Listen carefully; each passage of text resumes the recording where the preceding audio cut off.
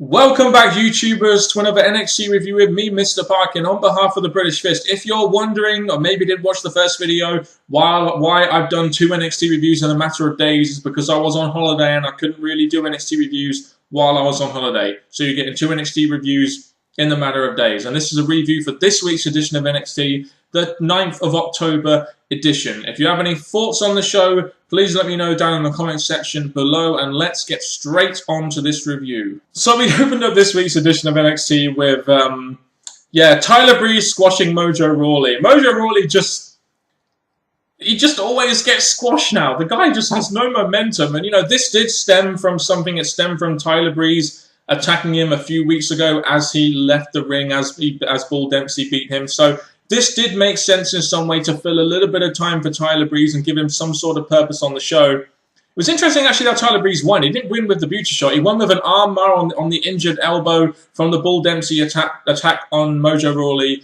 2 weeks ago. So like I said, another Mojo Rawley squash. And I do wonder now what they're going to do with Tyler Breeze now he's out of the title scene. I do wonder if they have anyone on the horizon that can actually feud with him. So I guess we'll see down the line. But right now, he's kind of a character with no feud. So we got another entertaining segment this week with Team SAWFT Soft, Enzo Amore, Colin Cassidy, and I guess their hairdresser come diva, new diva, Carmella. And the whole segment this week was about Enzo Amore trying to persuade William Regal to give Carmella some kind of tryout or shot. Another one of those segments they've done in the Performance Center, and it seems like Carmella has done enough to actually impress William Regal to give her a tryout next week.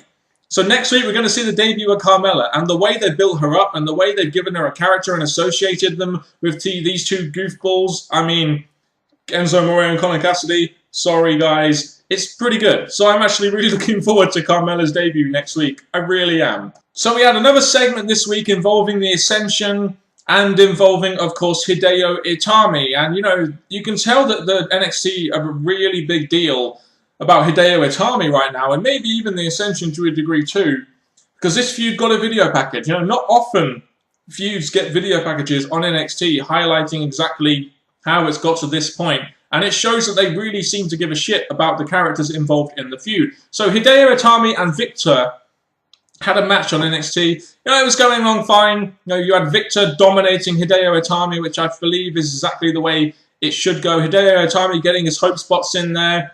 Not too many kicks either, which was a good thing. But the interesting thing happened towards the end of this match. You have Connor having Funaki KO'd on the ramp, and Hideo just wins in the lamest way possible. I mean, I'm not trying to be a hater here, but you cannot tell me that was a good way to win a match. You had obviously Hideo Itami was distracted, and then Victor tries to attack him. He ducks it and then does like a drop kick kind of thing to finish the match. It was just kind of lame, really, in my opinion. But we had the Ascension beat the shit out of Hideo Itami, wrapping him in the ropes, while he's helpless to see the Ascension kick Funaki's ass. Now, this was a good segment, and the way they did it was good. Once again, Kenta sold this very well. He sold it with emotion.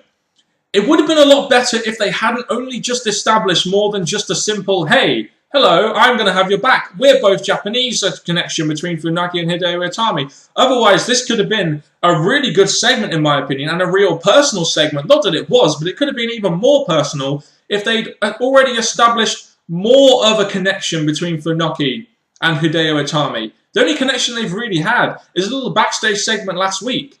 That's really it. And it kind of seemed like the segment was really there, for Hideo Itami and Funaki, who had been friends for years. And maybe they have, but we didn't know about it on the TV show. So this could have been a really, really good segment. And it was a good segment, don't get me wrong. But I think, in the way they presented it was for something else rather than what they actually gave us. Still a good segment. Just the lame-ass finish to the match, with Hideo Itami getting a clean victory over Victor. I felt it should have just been a DQ. Why even do a clean finish there if you're going to continue this? And if they'd established more than just a simple, we're both Japanese connection between Hideo Itami and Funaki, this segment could have been really, really damn good and made it really damn personal. Not that it didn't. So the Vaudevillains got another win on the road to being what I believe will be the new #1 contenders for the Luchas, or the Lucha Dragons, I should say. This time it was at the expense of Enzo Amore and Colin Cassidy. And I guess my first thought going into this match was, please let us be better than their NXT Tag Team Championship tournament match, because that was so disappointing. And this match was okay. But I guess I expect better between these two, because I see the two tag teams and how good I think they are. And I think they should have a great match. And maybe that's just not the way it works out. You know, I don't know. Also, Enzo Amore and Colin Cassidy, God, they were on fire in this. You know, they had a promo segment like they always do before the match. They were on fucking fire. It would have been even better if the Vaudevillains got on the mic and actually rebuffed them. I thought that could have been a pretty good little thing. Maybe even create some kind of feud there. That would have been pretty good. But I was really entertained once again by Enzo and Cassidy. They're just the most entertaining thing, in my opinion, on NXT right now. They really are. But they didn't get the victory. The Vaudevillains got the victory, and they are definitely the unofficial #1 contenders right now. And they're building themselves up towards the Lucha Dragons. The same theme really happened from the last segment into the next segment, which was Becky Lynch versus Sasha Banks in NXT Divas Action. And, you know, this is a pretty solid match between the two. Sasha Banks gets the victory. And you just get the feeling here that Sasha Banks will be the next challenger to Charlotte, the NXT Women's Champion, simply because out of all the divas on the roster, all the women on the roster, apart from Bayley, Sasha Banks has had the most consistent TV time and is probably the most viable challenger to Charlotte, which is probably why they've had Charlotte do kind of like a face turn in, you know, giving respect to Bayley, etc. So Sasha Banks can be the heel in the feud, and they can work some sort of angle with them two being the former BFFs, etc., and go from there. So I think this could be a good direction for Charlotte and her next defense, as you know, before she goes up to the WWE roster, obviously. So I think this should, I mean, if they're building Sasha Banks towards it, they've given her a, you know, pretty strong win. They probably need to give her a few more wins and get some sort of interaction going between the two. But this is really just the start, and we don't even know if they're feuding yet. But, you know, win for Sasha Banks here didn't really mean too much, but you must expect that she's going to be the next challenger for Charlotte now. So in the main event of this show, as because of last week, it was Titus O'Neil versus Sami Zayn. And this has actually been set up over the course of the last 2 or 3 weeks, really. I mean, you had 3 weeks ago, you had Titus O'Neil coming in and trying to claim NXT as his, you know, has his own, etc., only to be interrupted by Sami Zayn and then Adrian Neville, etc. And then you had the tag match, you know, which involved Titus O'Neil and Sami Zayn, and then later that night. And then you had the title match last week, which I talked about the other day, where Sami Zayn prevented Titus O'Neil from getting involved and doing some real damage to Adrian Neville's title run. So it makes sense for these two to have a match. You know, Titus O'Neil is a guy on the main roster. Sami Zayn is a pretty big star in the NXT roster. So I was quite interested with this match. You've got a massive guy in Titus O'Neil facing Sami Zayn, who's the big underdog right now in NXT, and probably the next NXT champion, I would say. So this match worked really well simply because of the dynamic between the two. I mean, this match was nothing special from a technical standpoint, but you look at the way this match went, and it made a lot of sense. Titus O'Neil would dominate Sami Zayn. Sami Zayn got a couple of hot spots in here and there, but the reason I liked this match was because it was a little bit different from what we usually see on NXT, being like a master technicality piece, etc., or technical piece, etc. And we just got a match which made sense with the characters that were involved. And, you know, Titus O'Neil got the victory here, which I think he deserves because he's much bigger than Sami Zayn. And, you know, if Zayn is going to overcome an obstacle in Titus O'Neil, which I guess that this is going to be a program now, Titus O'Neil needs to provide that obstacle by getting the win here. So I'm not too fussed that they gave Titus O'Neil the win. I must admit, though, it would be a lot better, in my opinion, if Titus O'Neil wasn't getting his ass kicked by a fucking bunny. Just saying, WWE. But if you take that out of the equation and you just look at fucking Titus O'Neil, he looks exactly like the kind of guy that should be doing a lot better on the WWE roster. As Sami Zayn said, you know, he's this big guy, he's intimidating, but he's getting beaten up by bunnies.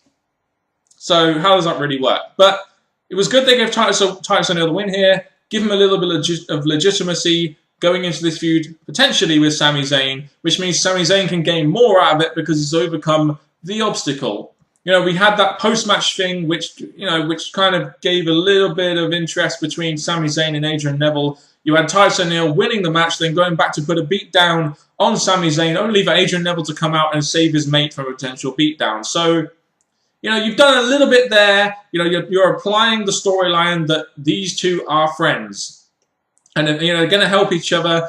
But eventually, when it comes to the championship, they're going to put that friendship aside. That's kind of the direction they're going right now. And they've continued on this Sami Zayn and Titus O'Neil feud by giving the heel a win, which is, you know, real rare in WWE, a clean win at that, and allowing the babyface to overcome an obstacle.